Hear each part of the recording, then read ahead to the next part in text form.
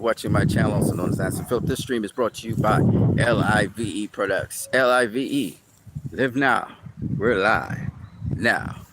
And I want to talk to you guys about a couple things. The first one is going to be Terrence Crawford versus Canelo Alvarez. Big topic, fight week.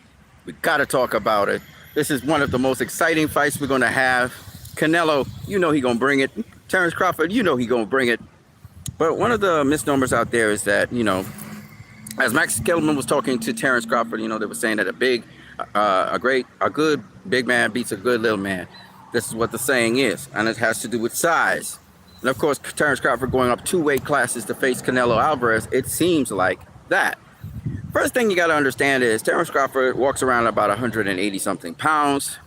So actually when Crawford fights at lower weight classes, he has to lose weight. Therefore, he's not as strong as his walk around weight. The other thing that a lot of you guys don't understand is guys usually lose weight during the last week of the fights. They're actually sparring and doing all the other stuff that they do in training at their walk around weight. A lot of people don't know this. So when people say, well, Terrence might be slower, he might be, sluggish, he may not have the kind of conditioning that is necessary. No, because he's training at his walk around weight usually. A little bit lower than his walk around weight. He's usually sparring at his walk around weight. So his endurance and everything actually gets less when he has to cut weight. And then when he puts it back on and rehydrates, he's not 100%. So actually Terrence Crawford's going to be in this fight stronger. He's going to be bigger. He's going to be more powerful. He'll be able to punch harder and everything because that's what he usually spars at. That's what he usually trains at. And it's only like the final week of training or 2 weeks before the actual fight that you actually have to lose weight, and that actually taxes your body. That's why we say some people are weight drained. Okay, so while Terrence Crawford is going to be fighting at a new weight class for him against a guy who's been at that weight class a long time, been able to take the punishment and etc. in that weight class, that is true.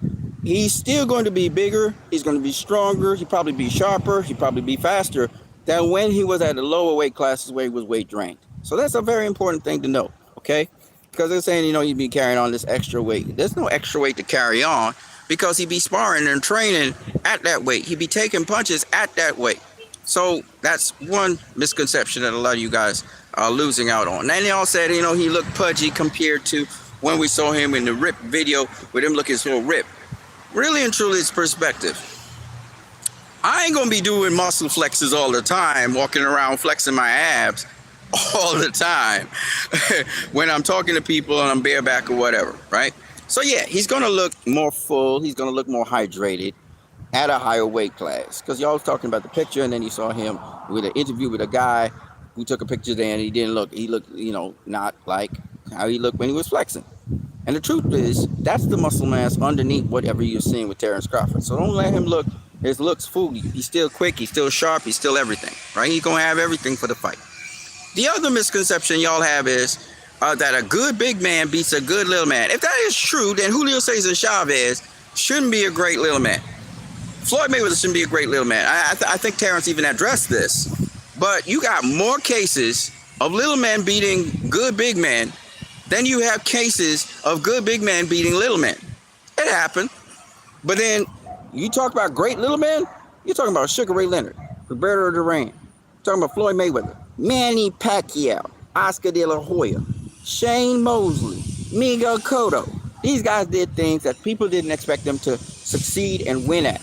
Miguel Cotto won the middleweight division. First small little guy coming up from super lightweight to win such a title. He won four different weight divisions and dominated.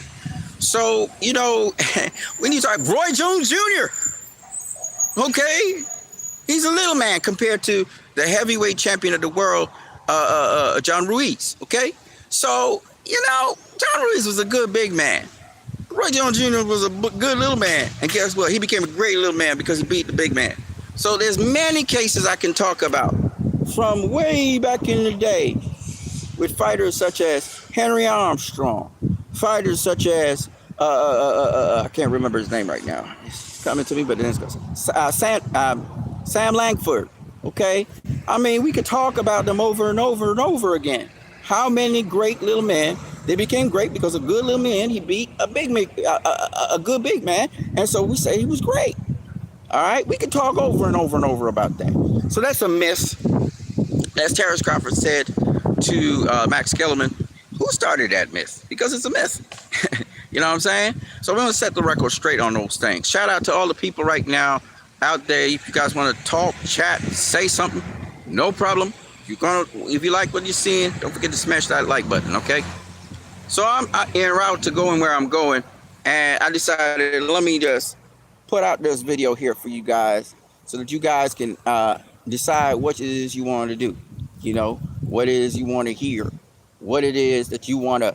And I decided to stay in a natural environment. You see, there's buildings and stuff around, but I wanted to make it look like I was in a countryside or something, but I'm not. All right, so leave your comments in the comment section below. I'm gonna catch you guys later. I'm what you need. Peace.